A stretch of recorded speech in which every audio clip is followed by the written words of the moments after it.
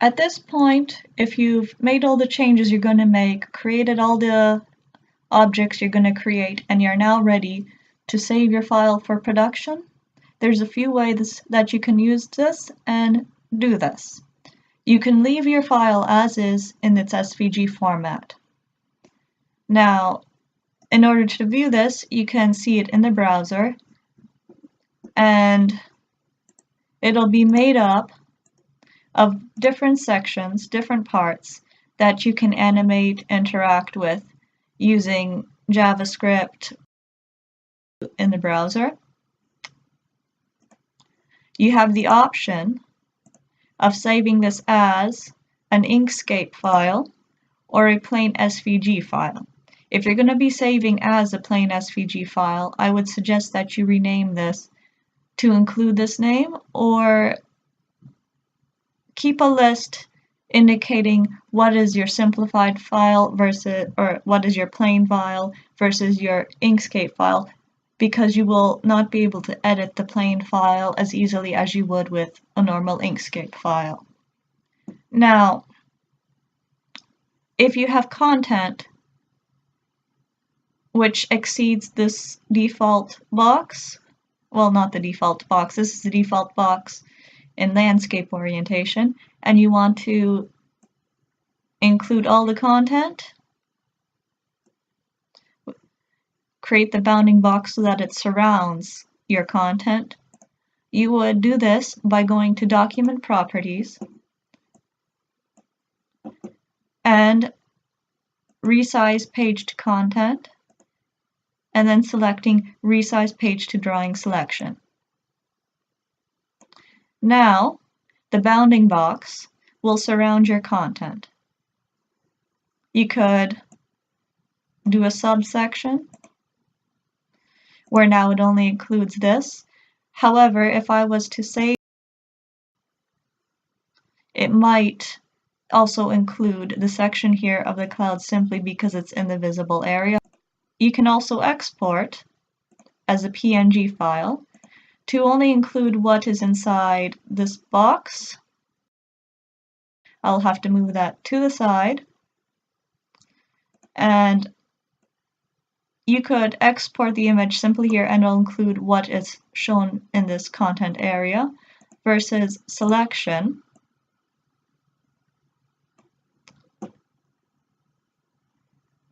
where you can then export it as, let me get the name here I was using before, save selection test.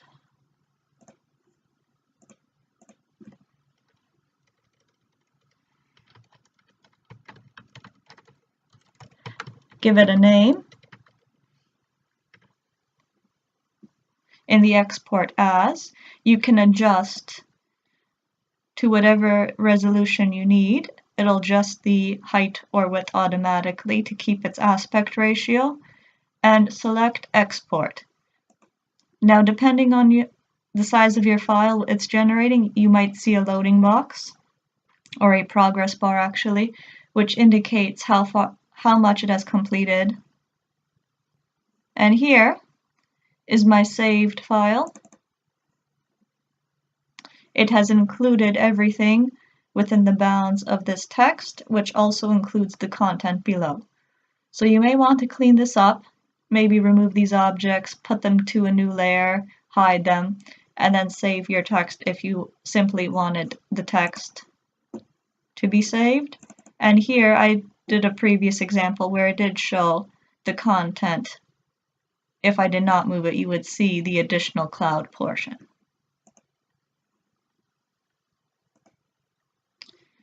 Now, this is a relatively simple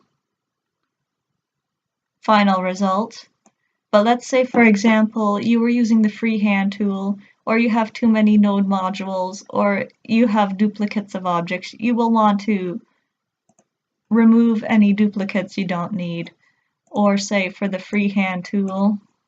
This one is not too bad. It did not create too many modules, but here, let's say this is too complicated, you want to optimize the image, you would continue with simplifying this to a lower number of points, maybe edit it to get the same appearance using a less number of points, and you would have optimized your image before saving as an SVG format specifically in this case. You do not need to do this if you're going to save as a PNG. It's just going to pick up the colored pixels. You do not have to worry about it with bloating in this case with PNGs. If you have excess nodes or just duplicates, this is really just something you want to do if you're going to save it as a plain SVG file or a final SVG format that you'll be using in the browser.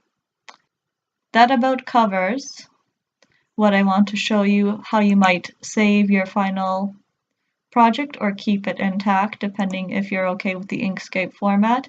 You can also have the option to change the license or metadata properties for your file if you want to include licensing and such informations. Hopefully these videos have given you some techniques that you can use in your arsenal for creating production level assets.